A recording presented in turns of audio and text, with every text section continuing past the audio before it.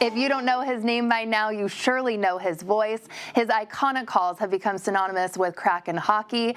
I went to Climate Pledge Arena to speak with broadcaster John Forslund for his thoughts on Seattle fans. Rope hits traded goals in period one. Right up the gut. Done with a shot. He scores! How do you like that? Vince Dunn. This is your 41st season, I understand, John. Lord. How many hockey markets have you worked in? Well, luckily enough, I've worked in 3.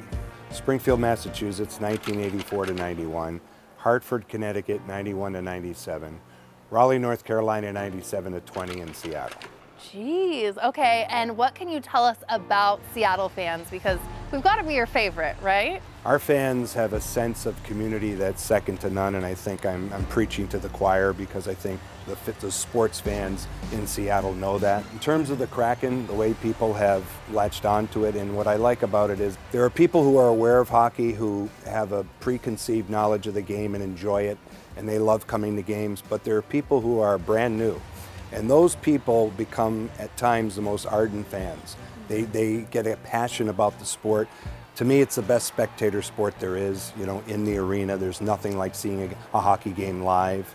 Our fans kind of lift the team, you know, and as we move forward with this franchise, they will do that, and they become part of it, as they are for the Seahawks, the Mariners, and every team here in Seattle. It's so fun to go to games here. And what do you think about the city of Seattle, too, having lived here now? I love the people.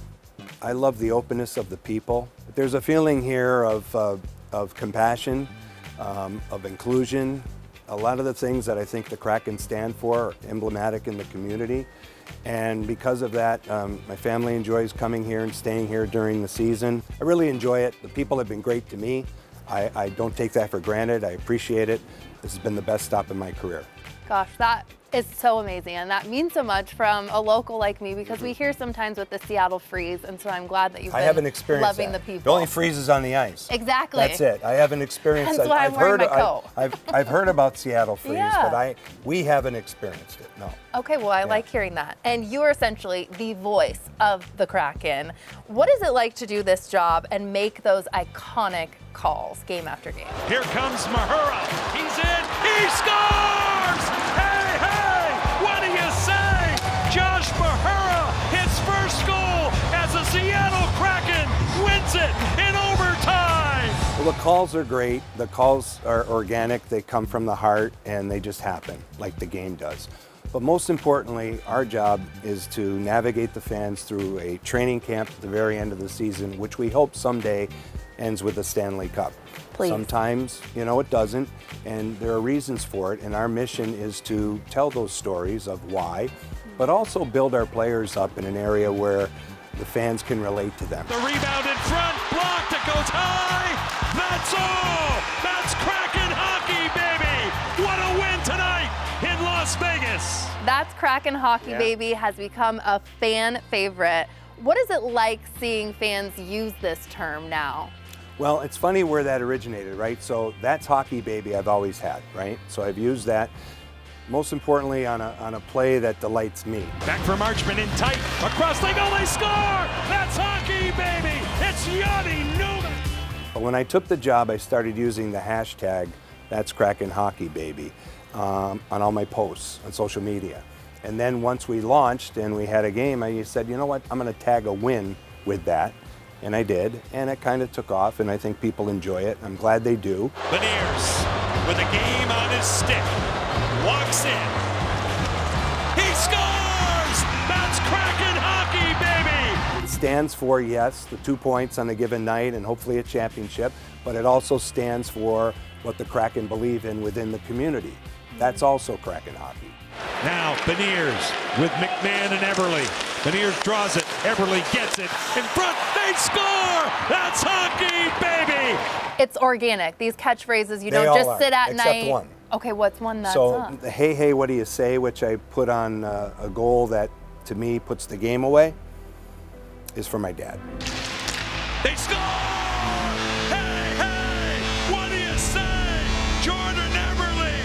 What a pass by Manny Beniers! And the Kraken have a 4-3 My dad used to say that, and I've told this story before, but my dad passed away when I was 22, when I got my first paycheck in the minor leagues, the day I got my first paycheck. He used to say that all the time when he would meet people, and it's a tribute to him. So that's the only one that I thought about ahead of time. The rest of them I use, some I've never used again. The ones I like, I keep, and the fans, I hope the fans enjoy it. Schwartz is away with a yawning cage. Bullseye!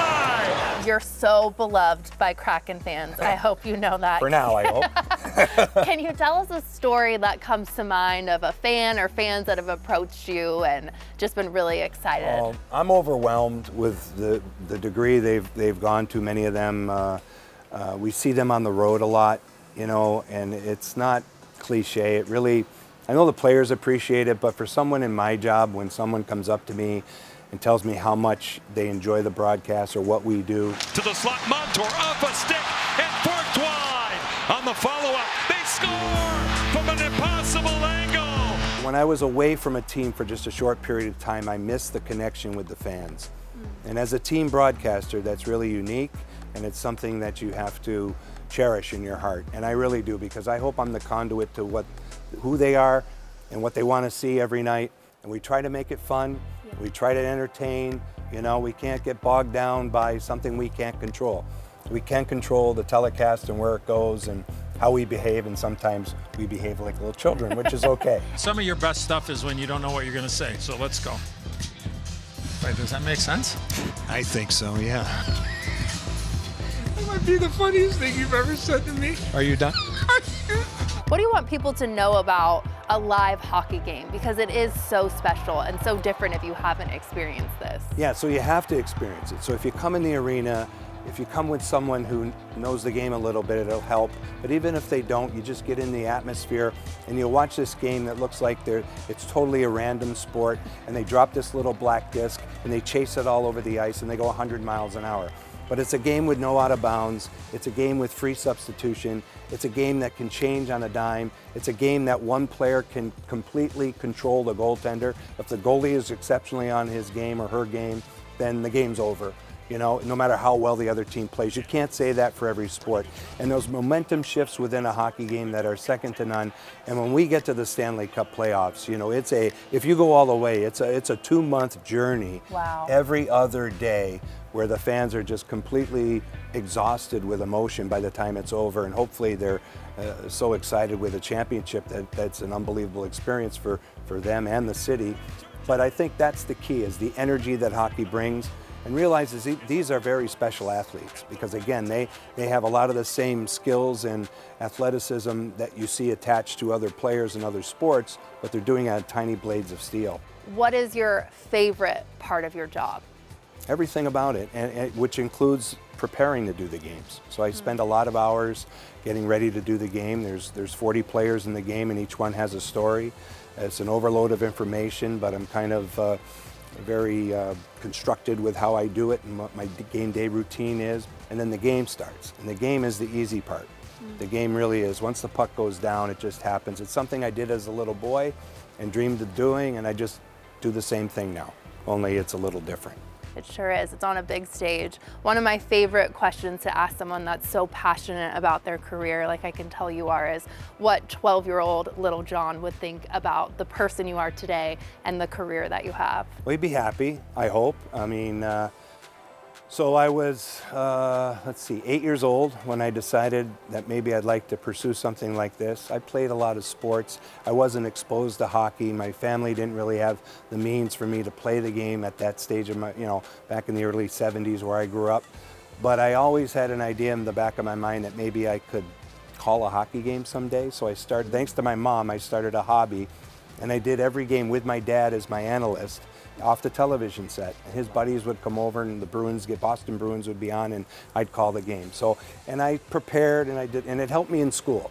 I didn't go to school for this either, that's the other thing, but I just decided, you know what, if I got an opportunity, I was going to go for it. It's a long story, I did, and thankfully I did. But I think that little boy would be very happy with what's happened, because it's exactly what I envisioned. It really is. That's Kraken hockey, baby.